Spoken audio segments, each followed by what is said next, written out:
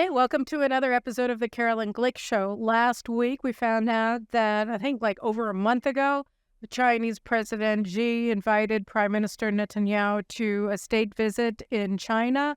It's not quite clear when it's going to happen yet, but what's clear enough is that the Chinese extended the invitation at a time when the Biden administration still can't see way clear to inviting America's most important and most powerful ally in the Middle East, Israel.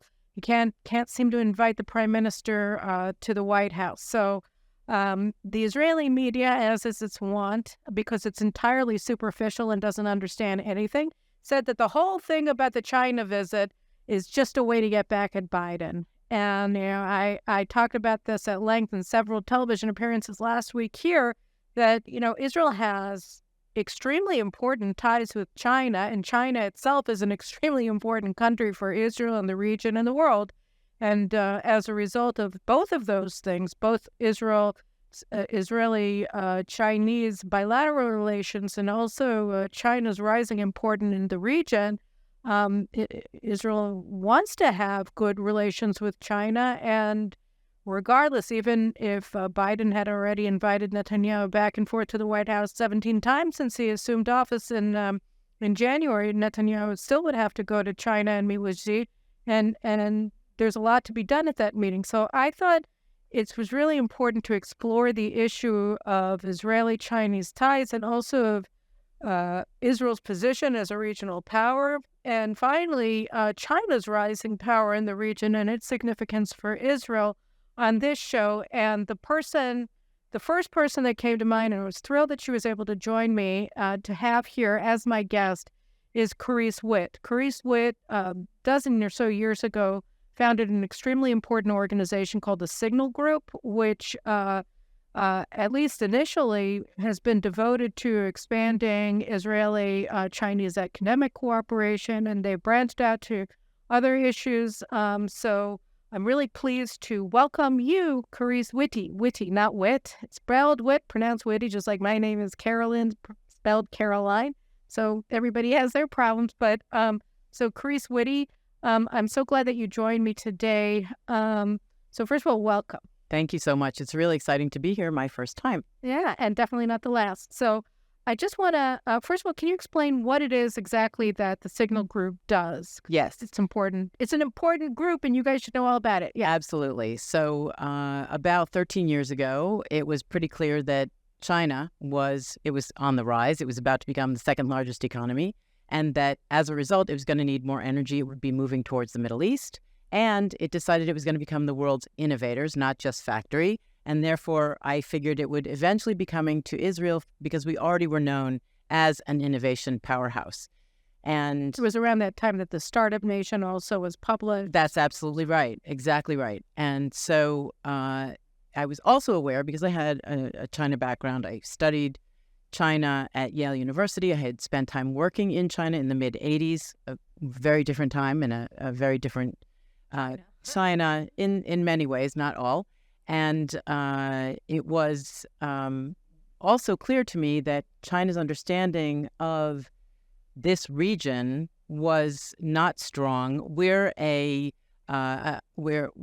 Christians, Muslims, and Jews.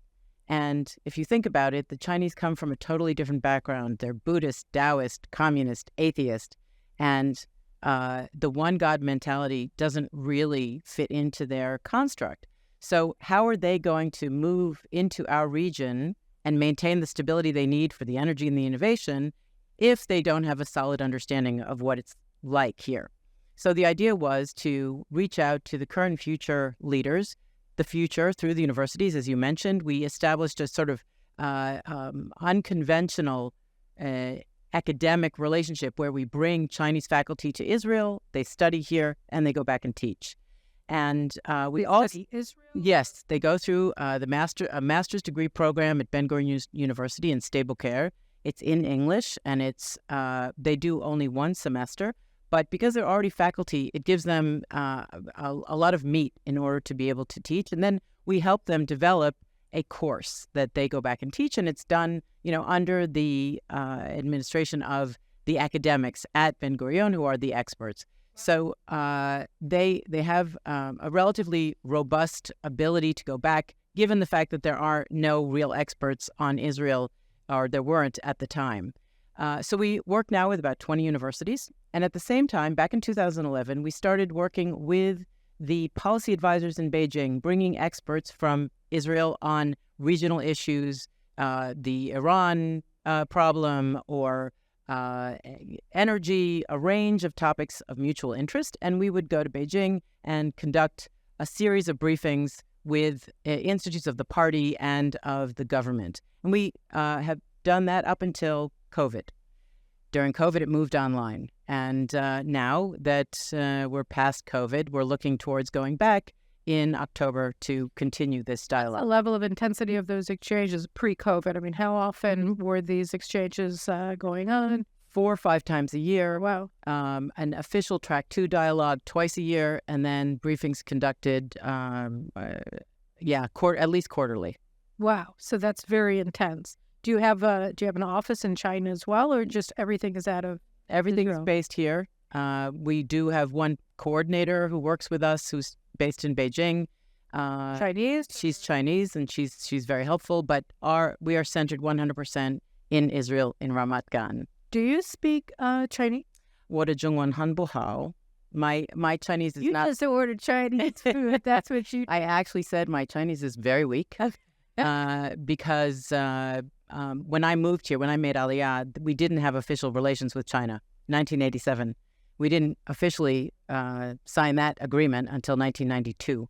And by then, I had long established a way of actually making money and growing a family, which had nothing to do with China. So during the 25 years that I wasn't dealing with China, it's a use it or you lose it language. So it is. It's not like a bike. All right. So you were telling me ahead of time when we were talking, before we get into Israel-China relations, you said also that in addition to, but what you were telling me sort of goes into where I want to go with the discussion. So you were saying that you've started something called Global Israel Initiative. Correct. So I think that's a good way to kind of pivot into our discussion. Can you tell me a little bit about what you were doing with that? Sure. In 2022, looking out at the landscape and seeing that there were a lot of challenges for Israel with China and challenges with Israel with the United States, both extremely important, not equivalent at all, that very clear that it's weighted deeply on the side of the U.S., right. But nonetheless, and a lot of tensions between those two countries. So we started to look out at the world and see that there were a number of extremely important countries in the Indo-Pacific that warranted a relationship with Israel for us and for them, mutually beneficial. So we also saw that Israel is effectively a middle power on the global stage, but not acting as one. It has been very regionally oriented all the decades. So a couple of things just to make clear what you're talking about. So what is a middle power? A middle power is a smaller country that punches above its weight. Okay. And we can easily recognize them. We see Singapore is one of them, and Japan is another. Although Japan might seem large to Israel, it's a middle power, and it manages to take the lead in a number of global... It was an empire. I mean, it fought the United States. And so were the Jews. All right. But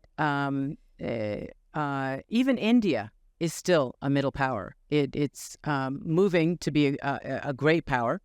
But Israel's ability to reach past the region, it already exists in technology, in defense So sales. middle power, just to clarify. So we're a regional power because we're very, very powerful. We have a strong economy in our region. But a middle power is somebody with a strong economy, various comparative advantages that make it interesting to countries far away as well, so that it's an actor on the global stage, not only on the regional stage. That's right, with only one small caveat that you take the initiative to act on the global stage. Okay. So we would be able to reach out to countries far outside our region where we have shared interests and together develop those interests in ways that affect both, whatever that region may be it in the South China Sea and the Middle East or whatever. Because, this is basically how Prime Minister Netanyahu envisions Israel. His foreign policy in his previous term of office that began in 2015 in particular was marked by his unprecedented outreach. He went to all over the world. He went to Australia. He went to Argentina. He went to countries that haven't seen a prime ministerial visit either ever or in decades. And so all of these notes, all these geographical notes, he was going to those countries. I think he might even, did he go to Chile? I don't remember, but he went to all of the countries in Africa, massively expanded Israel's presence in that continent. So, he definitely sees Israel as an actor that has something to give, not just the countries of the region, but the countries of the world. Fully agree. Absolutely. And he laid a lot of important groundwork, and I'm sure the government, when it has the bandwidth, is going to be pursuing that.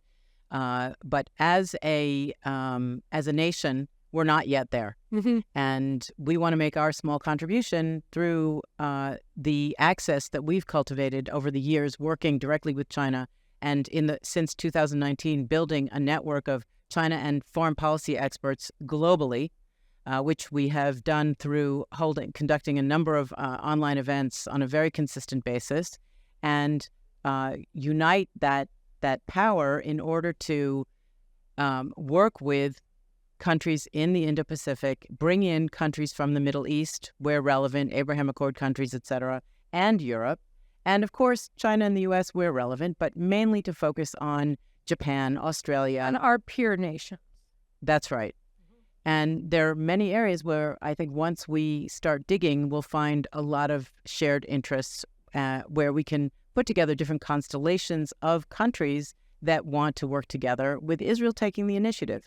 And this is extremely important because we see the pressure on Israel growing, again, from the side of China with the Iran-Saudi deal, from the side of America with another, as you mentioned, there's a lot of dissonance between the U.S. government and our current government. And it would behoove us to take our energies and focus them on areas where we can make some positive difference. I think that that's a very, very key insight. And let's just pivot from there for a second to what you were talking about with China in the region and its relationship first with Iran, and then its growing presence in the Persian Gulf, in its adjudication of the dispute between, or mediation of the dispute between Saudi Arabia and Iran, and how we're supposed to be looking at China's rise. On the one hand, it signed a strategic alliance, essentially, and a strategic cooperation deal with Iran that gives it a lot of equities inside of Iran a few years ago. I think it's a 25-year deal. And then now it's just everywhere, signing deals and expanding, deepening its ties with Saudi Arabia and with the UAE and other countries. So let's start first with the China-Iran issue. Okay, so Israel has been trying to work with China to rein in Iran for probably 30 years, and it has made very little headway as far as we know. At the same time, China has said extremely consistently, and I think quite believably, they have no interest in Iran gaining nuclear military capability. They're working with Iran partly because they get some benefits, but also because Iran is sort of the last line of defense for the hegemonic democracy known as America that they don't want reaching their shores. They went through that 100 years or more than 100 years ago, had 100 years of humiliation, and they are still licking their wounds. And the Chinese trying to overcome that. So Iran, the actual relationship between Iran and China is not what it might seem from the public statements. There's a lot of difficulty that the Chinese find in working with the Iranians. The Iranians resent the Chinese for taking advantage of the sanctions and being able to access a lot of energy at low cost, et cetera, et cetera. So the relationship is not, it's called a comprehensive strategic partnership. And yes, they have what is called a 25-year, $400 billion deal, but how much of that money has actually been invested in Iran is probably extremely limited. And Iran is probably getting more money from the United States releasing funds than from China. But China is present, as you noted, in the Middle East. Since 2016, it's been the largest investor in the Middle East. Iraq became, a few years ago, the top 3 recipient of Belt and Road investment in the world. And before them? I don't know. Okay. Sorry. Because they're not in the Middle East. There you go. But that was actually a surprise to many. And it's obviously Iraq needs a lot of reconstruction. And what's very unique about Iraq is that it has the energy to pay for it. Mm-hmm. And the reason you don't see China reconstructing Syria or Lebanon is because they can't pay for it. So we find that China has been very successful in bringing its digital technology to the Middle East. All the countries except Israel have been relatively welcoming of Huawei's 5G telecom technology, which was a concern by the United States that it would allow a backdoor for information to be transmitted back to China.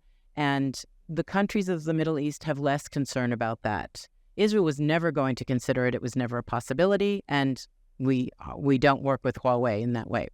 However, you see China developing smart and safe cities like Neom from scratch. Neom is Saudi Arabia's city of the future, right across from Israel. Exactly right. And also Egypt, the new capital, is being built by China. And how is Egypt paying for that? They don't have any money.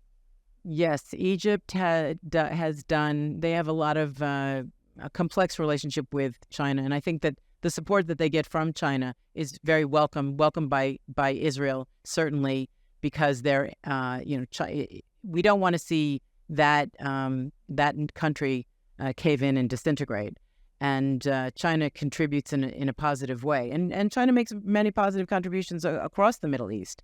I think what Israel needs to do, though, is be aware of what is happening and ensure that that it is able to address whatever may come along that is not necessarily a positive for Israel or becomes a challenge to Israel. And one of the things that is concerning is that there is growing high-end, cutting-edge technological development between China and the UAE. That's an Abraham Accord partner of Israel. Israel does high-end technology development with the UAE. And we've seen in that relationship where the UAE is willing to say to the United States, we will call your, we will choose 5G by Huawei over F-35s. And that shows that in that triangle of China, UAE, Israel, the one who will be most affected and the one who will, you could call it the weakest link, and would have to pull back first from business deals that are done in the UAE will be Israel. And so we have to ask ourselves, how is China's growing role in the Gulf and the wider Middle East going to affect the Abraham Accords going forward? Will it be neutral? Will there be negative effects? And how will Israel adapt? So it really depends on how you construe the Abraham Accords, right? Because the question is, are the Abraham Accords and David Friedman was on the show a couple of weeks ago, and he was explaining that the Abraham Accords is basically like a triangle, and the base of the triangle is Israel and the Arab states, and that the top of the triangle is the United States, and that the United States brought these two sides together. And maybe on a diplomatic level that's true, but not on a level of operational cooperation or even necessarily of business ties. And really the question then becomes, is it, so the other perception of the Abraham Accords is that you had bilateral relations that were informal between Israel and these Arab states, and through U.S. support for both, they were brought above board as a U.S. peace treaty, but that the peace or the cooperative relations and the peaceful relations that already that already existed in the absence of a formal normalized relationship. So if you look at it from the former perspective, then the longevity of the ties is constrained by the United States and the depth of the ties. And then if you look at it from the latter perspective, they're less constrained. So where do you see it? I think it's a matter of interests. Okay. Straight interests. And I think the UAE was signed a free trade agreement with Israel in 4 months because it shared interests. We've been working on a free trade agreement with China since 2016. Still not done. Same thing with India and South Korea. I think that South Korea was an obnoxious free trade agreement that was finally concluded. Very, very hostile to Israel in a lot of different ways. So I think that the UAE and Israel had a lot of shared interests. I think security is one of them. I think that's one of the questions that is raised by the Saudi-Iran deal for Israel is the degree to which the UAE is trying to hedge its security interests, through Saudi Arabia. I mean, well, that's the question. How do you look then at the Saudi-Iranian Chinese accord? I will get to that in 1 sec. I just want to finish this point. The issue with the technology development in the UAE is about tech transfer, and the degree to which the technology that's being developed is, if it happens to end up with China, does that violate any security interest for Israel? Does it violate any security interest for Israel's ally, the United States? But how can you separate? I mean, if that's the other problem with all of these countries that are essentially bringing Chinese technology into their DNA through the AI and through Huawei and 5G technologies, how can you? Those things are becoming increasingly difficult to separate out. So if you want to have, I mean, what really is then in the works is, are you going to have just a split in all business dealings in the world between people who are using Chinese technology and people who are not? Because, I mean, it just doesn't seem doable, really. Well, on the surface, because that's what I would have to look at being a non-tech person, I would have to agree with you. When we're talking about joint technology development, I think it very much depends on what it is. What is that technology? And if there is zero military possibility use of that, then it's fine. And if there is, then I think it hits the territory you're talking about, which is, a 0-1 binary choice, and makes it very difficult for Israel. And I suppose for the UAE to some extent, but the UAE can make choices.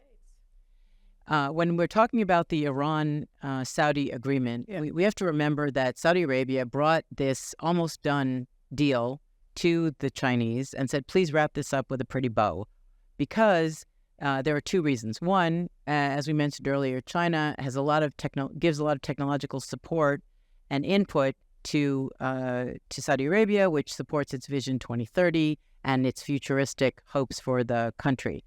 At the same time, China is a big investor, is practically a monopoly buyer of Saudi oil, and Saudi Arabia is interested in major investments, oil and beyond, in China.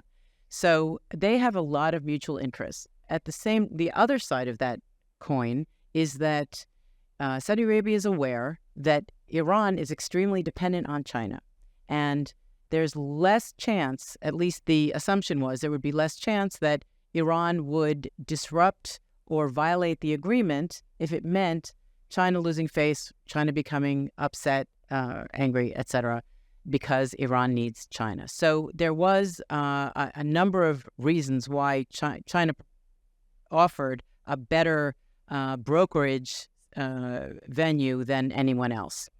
Why did they need a broker to begin with? Well, just because they wanted a guarantor of the agreement. Yeah, I think given the history, there were a lot of basic reasons for that.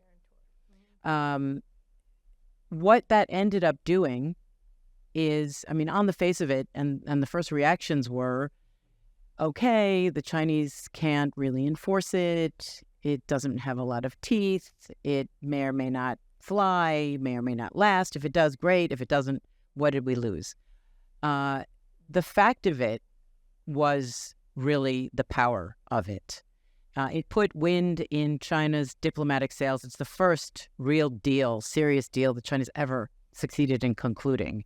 And they did it in one of the most complex venues, which is the Middle East.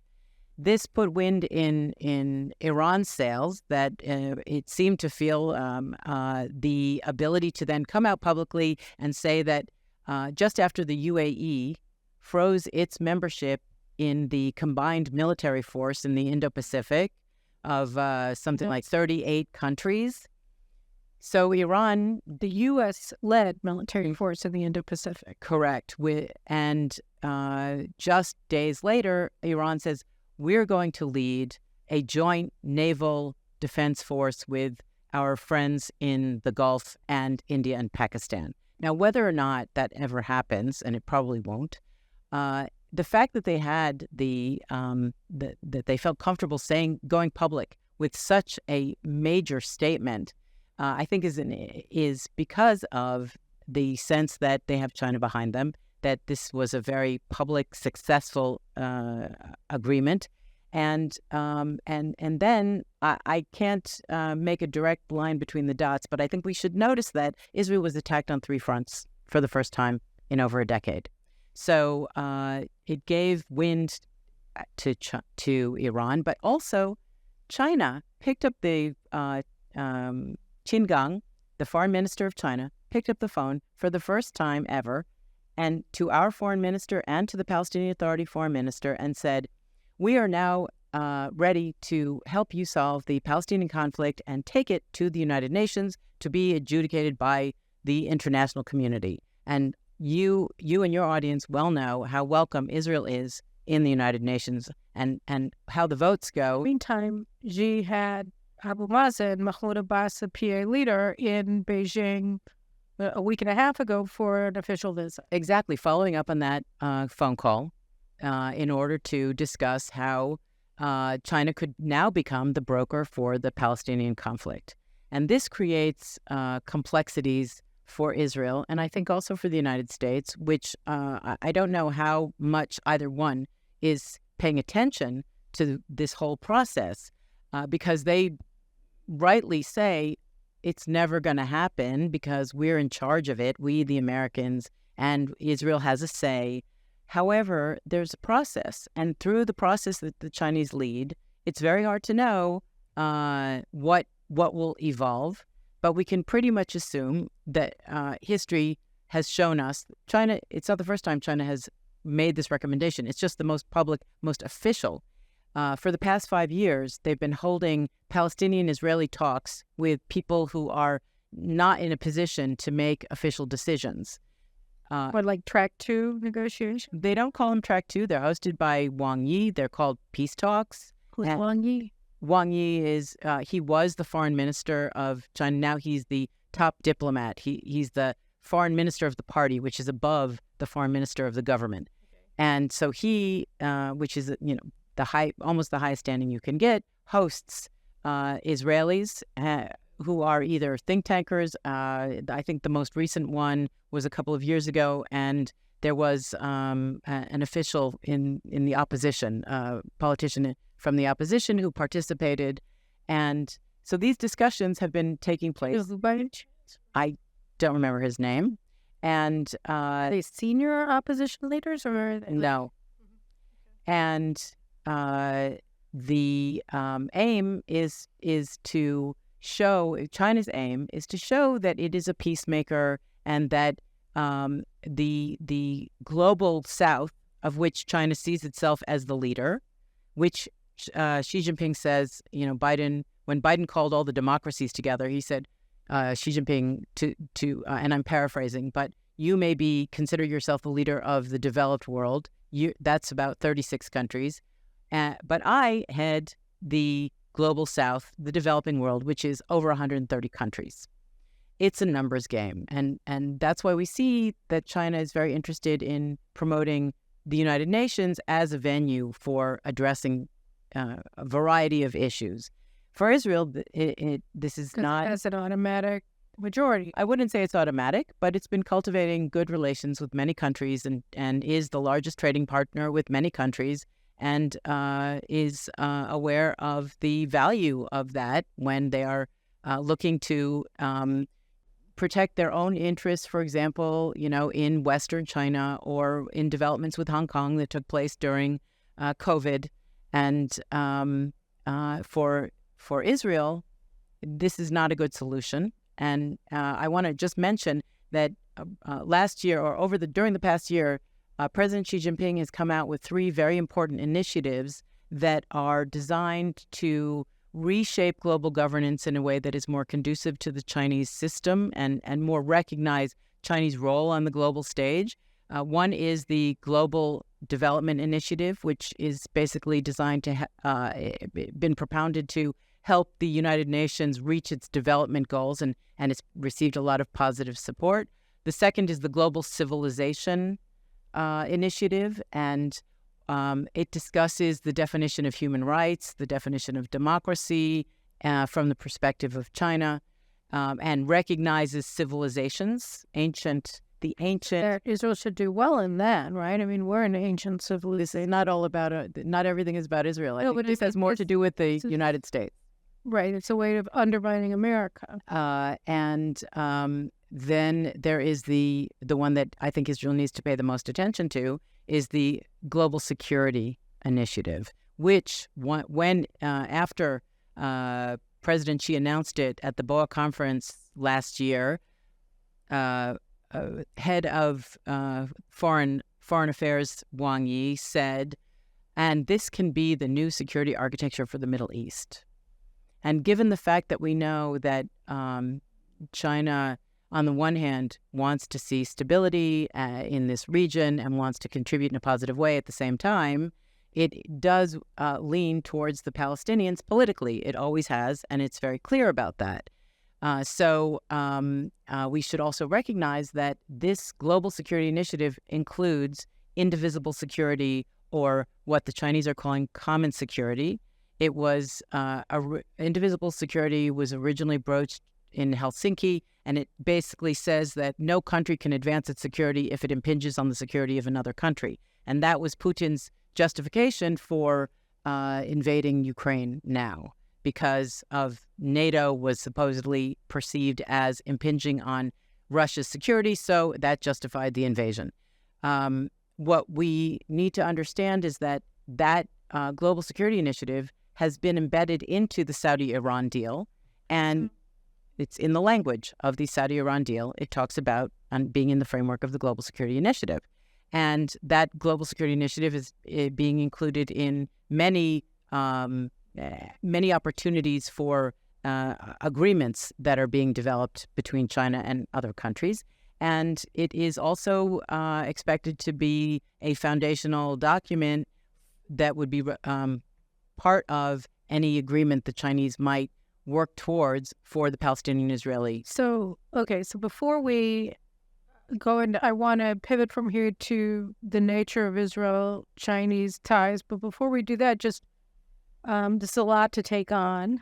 And I was just thinking, every time that Blinken or any senior or middle-level Biden administration officials, sniffs his nose in Israel's direction, it's front-page news here. And yet, I followed the news fairly closely, and I wasn't even aware of these Middle East negotiations that the Chinese are leading and have been for some time. So that's pretty amazing. So when you give all this information, my first question is, how is America handling this? So he just unpackaged these 3 initiatives. Has the United States developed any coherent, assertive response, counter to what China is doing? Where do you see that? Well, we just returned from a visit to Washington where we had 20 or 30 discussions with State Department, Congress, and think tanks about these issues. And the United States is still developing its China strategy overall. It is not, from what we can see, it's not yet addressing the new initiatives. One must be careful about whack-a-mole because, as you mentioned, China is everywhere. It is. It's an amazing country. It has achieved enormous success. When you think about where it was and when I was there in the mid-'80s, there was no food. I could not get my hands on a piece of protein. I was lucky to get some tofu every now and then, root vegetables on the mainland of China, unless for maybe there was one or two restaurants in Beijing that had more to offer. This was just post-Cultural Revolution, just a few years after, and China has raised 800 million people out of abject poverty. They've created a 400 million person middle class. They've really done outstanding things for their people and beyond. At the same time, China, China's current leader is taking China in a more controlled direction. And, we watched what happened with Hong Kong. There was a 50-year agreement, and seemed out of the blue, but certainly 25 years early, that one China, two systems agreement was cut off at the knees. And many other steps were taken domestically that cause a different understanding of the direction of China, that it is not as open as it was. There are many limitations. For example, we host faculty, as I mentioned to you. Now, fewer faculty we still are hosting them. We had 7 last year, which was practically a record. But this year, we will have only 3 because there's a new, it's not an official policy, but it's an interpretation of a policy that is concerned with international foreign interference. And foreign interference being foreign ideas. And I think, if you want to understand it, you could say in the religious community, they want to keep some certain level of a lid on that community and keep it somewhat internal so that its people are not too much exposed to the outside world, because there are a lot of temptations that could lead in a negative way. I think it's something similar to that, and on a very national level. There also have been a lot of changes in the economy. The economy... It's a downturn. Yeah, terrible downturn. In 2021, Xi Jinping made a lot of policy economic choices that caused disruption of the economy in real estate, in internet technology, in after-school education, completely wiped out all after-school education overnight, hundreds of thousands of jobs, billions of dollars. And then COVID zero, and now the post-COVID zero fallout, the slowing global economy, and China's economy is in a very difficult situation. So all of these things are leading to sort of a kind of closure, an internal closure, that means that when we're looking at our relationship with China, we don't have as much freedom. No scholar has as much freedom to communicate with the Chinese, to have access to China. Although you can go there, there are many people who are many China scholars who are choosing not to go. Archives are not available. And so, the relationship with China must evolve. But the Americans just haven't. I mean, a lot of times I say that the Americans continue to think that it's 1991, 1992. They just won the Cold War, and things aren't shifting the way that they are. So that I get the sense in so many different areas or arenas, including in Europe, that the United States still hasn't gotten its arms around the fact that the ground shifts and that people who were once down are much more powerful than they were yesterday. And when you talk about the depth of the Chinese investment economically, technologically, in these Middle Eastern countries, and Saudi Arabia first and foremost, which is the foremost U.S. ally in the Middle East. And here they have their 2020 vision for the Saudi future. and it's being built by China. I mean, you would have thought, 20 years ago, it would never have occurred to you that anybody other than Halliburton and whomever the American contractors are would be building China, the new city in Saudi Arabia, the city of the future of Saudi Arabia. But here, the United States I don't think it was even involved with the bidding process. But I don't know. It's just we're nowhere. America doesn't make much anymore. It hasn't for a while. I think we can talk for another hour about the failures of American economic industrial planning. But America is aware of, and has been aware for years of China's development, China's involvement, China's global presence. It has its own problems. It's busy with a lot of different things. It's the focus on China only started seriously with Trump. There was a lot of thought before that and questioning about what would be the best way to advance relations with China.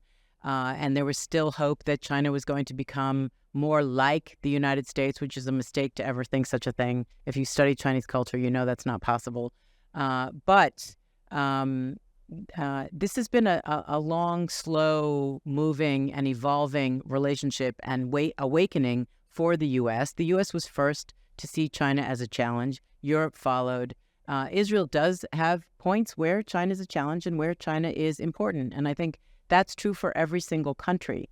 And the U.S. is working on how to deal with it. But it's the first time there's ever been a non-Western power. Yeah, a non-Western thinking, Western styled peer, exactly, ever in modern history. We are no one who is alive today knows what the world would look like with an Eastern power running the global system. So let's move then to our middle power, to Israel and Sino-Israeli ties. So I know that now China has, I was looking at the data, and I'm sorry I didn't bring it with me so that I could quote it as if I would remember it by heart. But, China's trade with Israel has increased very, very quickly. Now the trade gap, though, we have a trade deficit with them that continues to grow. I think largely, and it's not necessarily that much of a concern. It's mainly because Israelis like to buy their clothes from Alibaba and Shein. But they're massively exporting now to Israel. Israel exports I think we're a bit down, but they're our second largest trading partner after the United States. Obviously, cumulatively, Europe remains Israel's largest trading partner, but China is moving up there fairly rapidly. But how do you give me sort of a 360 on Israeli-Chinese ties, where they stand today? China is less of a player for Israel now than it was 5 years ago. Mm-hmm. It was a larger investor in technology, in startups, in venture capital. In infrastructure. It was a serious player up until relatively recently, over the last, I would say, year and a half, 2 years. That was with the Trump administration. They were supposed to build a railroad, a really important project. I hope somebody builds it, between Eilat and Ashdod, that was going to be an alternative route for maritime traffic to bypass the Suez Canal. Well, that's quite complicated because the Eilat port, the harbor, isn't deep enough.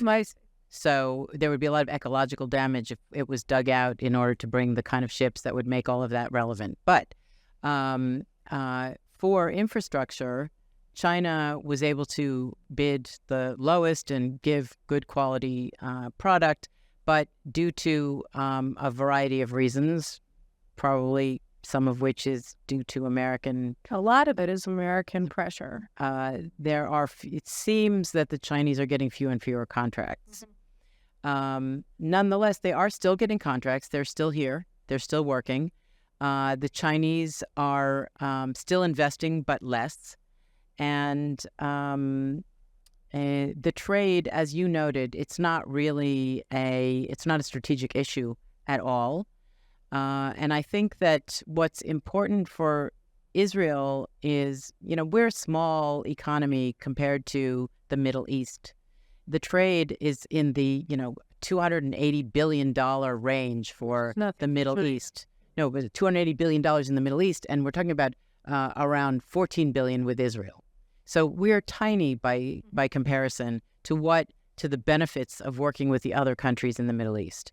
And I think for us, the main goal is it's up to 18 billion, perhaps, but still a rounding error. And well, the point is that the gap between us and the Middle East is vast, and the Chinese have an easier time selling into the other countries of the Middle East in general. So it's important that we continue trade, that China continues to bid and get some contracts in Israel, and that the relationship continues to grow in a way that benefits both countries. I think the days, in 2018, there were scores and scores of Chinese business people coming every month and looking at investing, and the percentage of investment in comparison to the amount of energy and time spent on hosting and displaying and demonstrating was so weak that Israel suffered China fatigue. And then the trade war had impact, and the U.S.-China trade war impacted Israel, where Israel started to all the tech companies and businesses started to self-censor. If I want to do business in China, I better not take American money. If I want to do business in America, vice versa.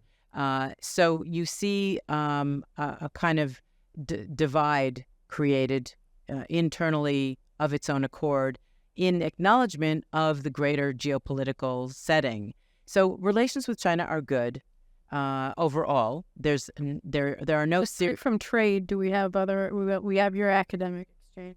Universities are working. There are many. I heard that Technion has a larger campus in China than they have in Haifa. It's possible, but if you look at the numbers of China, that would be pretty easy to understand. But also many students in China. 11 million graduated this past an Israeli professor in China. He just has vastly more students than. Yes. So there are many Chinese students at the Technion in Israel, and many in Tel Aviv and Hebrew U, et cetera, et cetera. And there are a few Israelis studying in China, but it's been very difficult to get to China.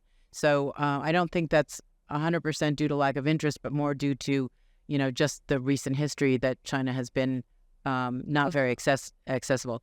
There are other kinds of exchanges with China, but it's minor, and I think that the impact of the U.S. view of China could be seeping into the wider community. Nonetheless, it's important that we maintain good relations with China.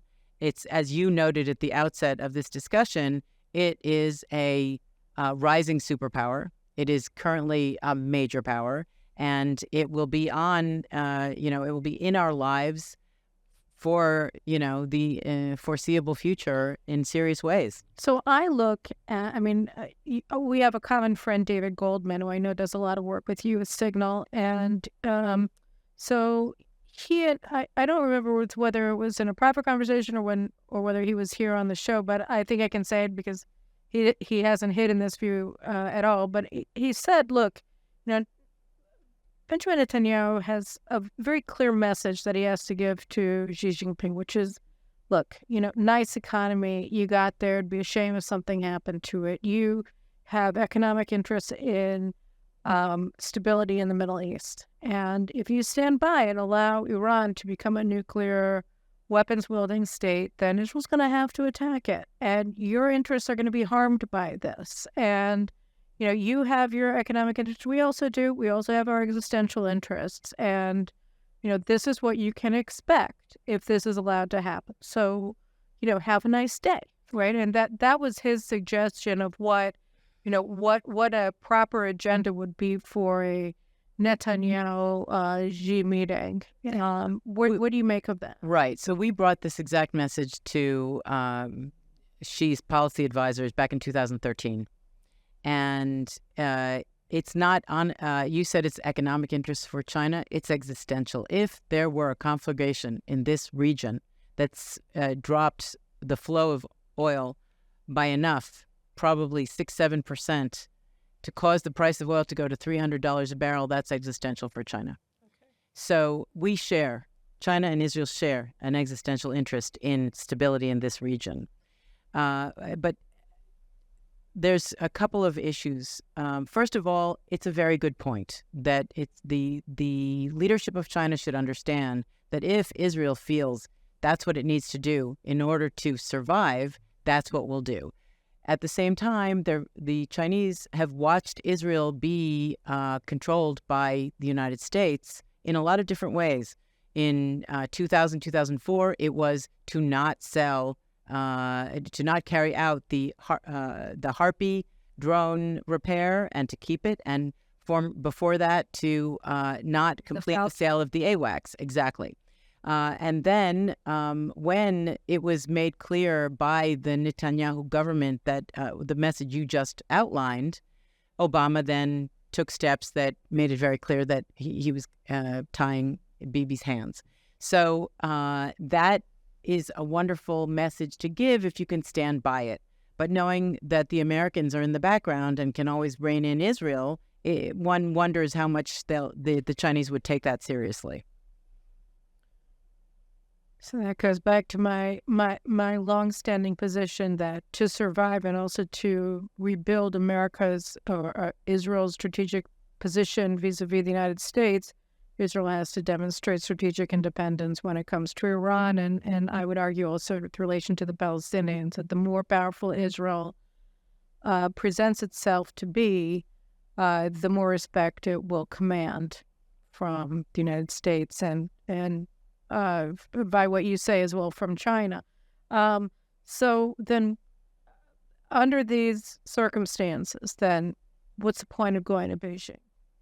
Oh, there are a lot of very serious issues, and I think it's very important for our Prime Minister to go. He can and should discuss Iran regardless. I do believe that behind the scenes, the Chinese exercise influence because it is in their interest. They will not do it publicly for a lot of reasons, but it's my personal belief that behind the scenes they do.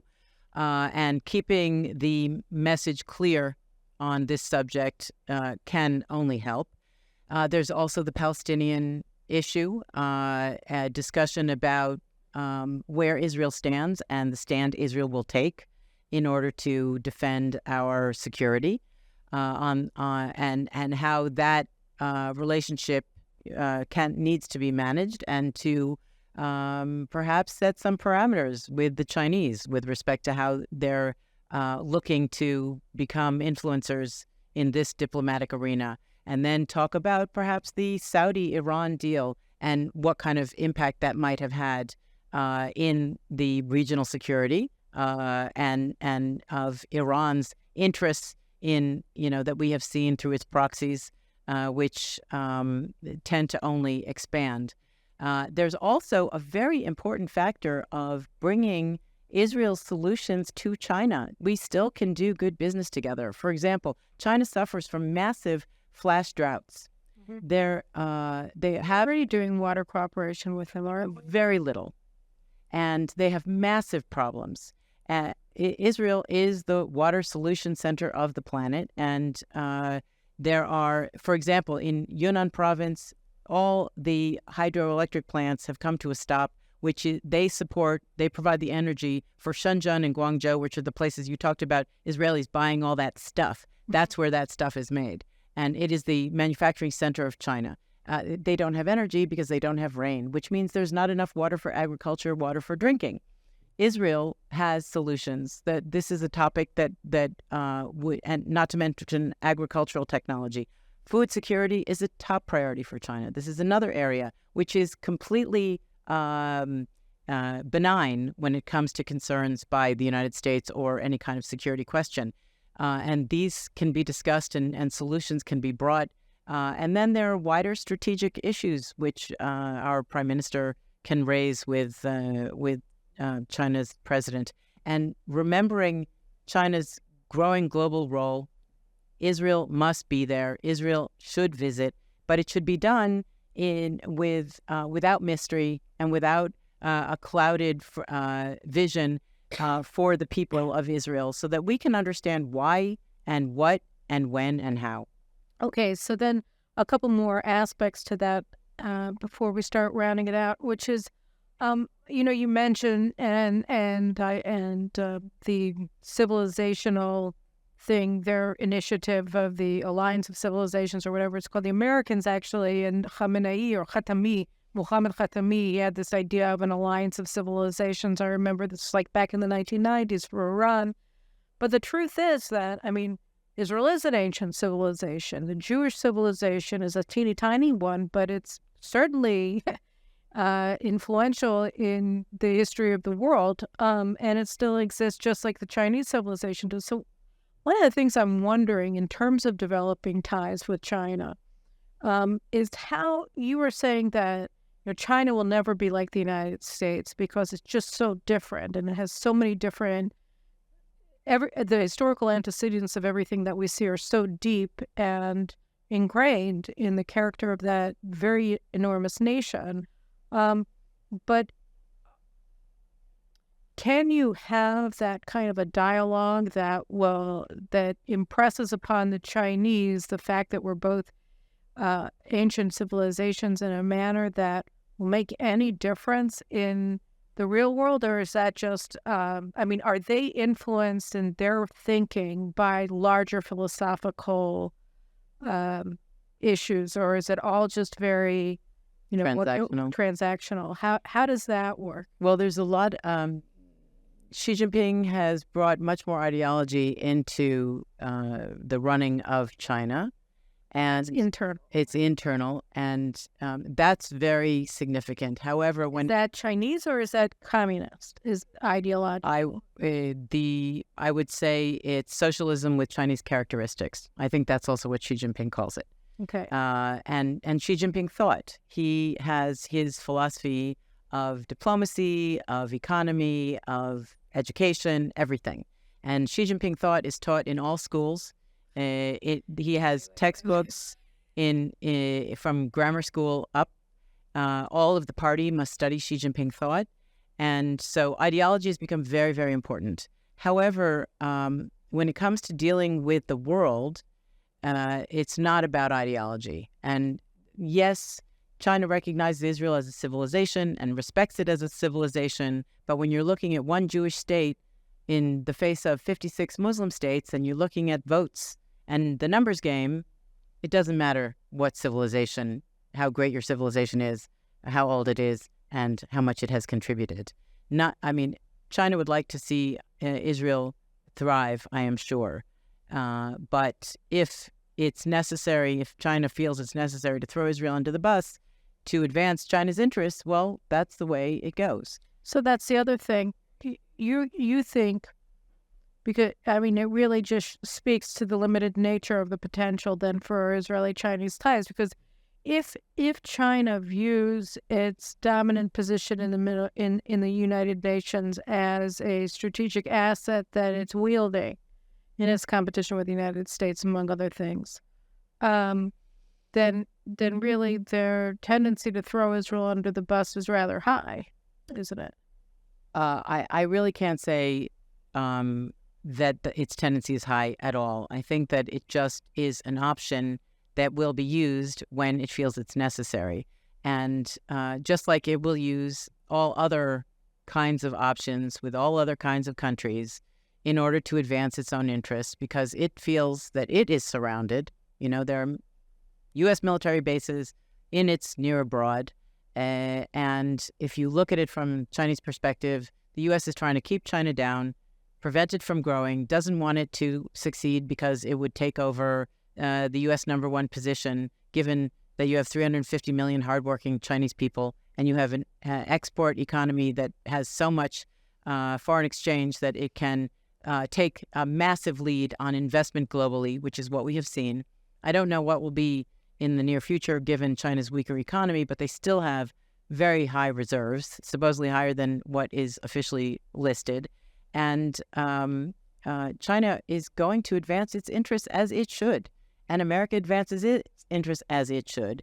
And the only thing I want to conclude by saying is Israel should advance its interests as it should. Where we began, which is what you were talking about with Signal's new initiative of Israel as a middle power. So that when you look, I hate using the analogy of a chessboard, both because I don't play chess and also because it's so overused. But I mean, there are these. It's a very complicated world. And at the same time, it's for Israel looking out, it's also a very hostile world. And whether it's at the UN, where you have a massive automatic majority against us, or whether it's in Iran and its satellite states, and the increased opposition to Israel in the West, with the sort of cultural Marxism that views Zionism as a form of racism that's really taking hold even, in the United States. So when you look at the situation, but you also see Israel as a middle power, how do you see Israel as a middle power being better able to navigate this very dangerous world that we're facing today than what it's doing now? Well, you paint a gloomy picture, but it isn't. I would not agree that that is the full picture, because India, for example, 1.4 billion people, which are actually now has a larger population than China, and it will continue. The two will continue on that trajectory. And they have a middle class that's something along the lines of 300 million people as well. Yes. And they have a tremendously powerful diaspora. It's very funny. We talk about 1 million Chinese in the Middle East. Wow. There are 10 million Indians in the Middle East, just in the Middle East. Not to mention the head of Google, and an ethnic Indian is the Prime Minister of the UK, and Indians are running top companies around the world. Is an ethnic Indian running for president. Exactly. So they love Israel. It's been evolving over the last 15 years, and I will say that the images of our prime minister at the beach with Modi had affected the peasants, the people. In Gujarat, all over it, from the north to the south. You go out into the countryside. We actually had an Indian analyst in our office this morning giving a talk, and he mentioned that you ask about Israel, and people actually know Israel and have a positive feeling about it, in part because of that, and of course in part because Israel is a major defense supplier, and I2U2, which is the Israel, UAE, USA, India mini quad, you could call it, which is developing different kinds of economic and technological ties. And then you go to South Korea, where studying Talmud is a huge thing. And they very welcome the Jews and the Israelis. And Japan has invested recently $3 billion in Israel, and it's only growing. So that's just a few of the Indo-Pacific countries that, as you mentioned, Netanyahu began to open doors. And we should continue to explore and strengthen those ties, which gives us a lot of other options. And I think that's where we should be putting our energies. I couldn't agree with you more. And I brought you in to talk about Israel-China, but with your global Israel initiatives, I think that you pivoted to China at a key moment, and I think that the out pivot that you're doing now, a signal to the wider Indo-Pacific region, is so critical. And so, first of all, I want to thank you for coming in, and second of all, I want to thank you for what you do. Well, thank you. I need to just make it clear. We, Signal, will continue to work closely with China. We'll continue to do our policy work and our academic work. We're expanding to the Indo-Pacific because we really felt that as China goes global, we should too. Right. And so we hope to be able to do it all. And I want to thank you so much for giving me so much time to explain and discuss all these complex issues. I think I'm going to have to have you back again. And because like I said, I didn't even know that China was mediating peace talks between us and the Palestinians. So just for that little tiny, nugget of information, it was worth having you. But you've given us so much more. So I appreciate so much your coming and your time. And thank you, guys. And we'll be back next week to talk about the key issues that are going on here in the Middle East and in Israel. So we'll see you then. Again, thank you so much, Carice. Thank you. Bye-bye.